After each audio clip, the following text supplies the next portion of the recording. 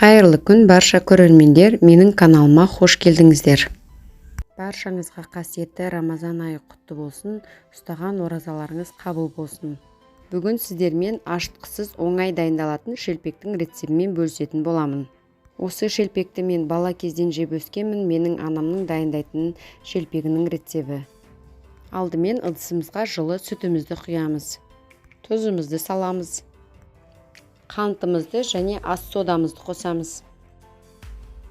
3 ас қасық сұйық майымызды құйып, барлығын жақсылап араластырып аламыз.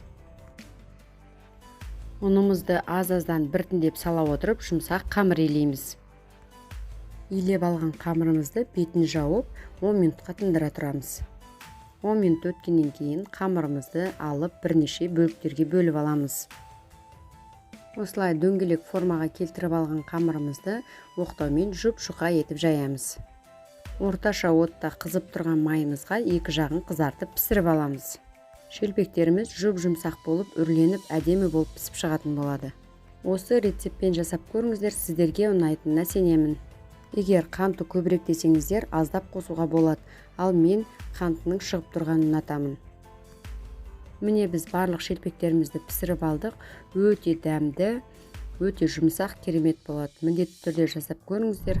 Ұнаса менің каналыма тіркеліп, қоңыраушаны басып қоюды ұмытпаңыздар. Мен өзім жұма күндері міндетті түрде осы ашытқысыз шелпекті дайындаймын. Өйткені өте оңай әрі тез дайындалады. Дәмі де сондай керемет.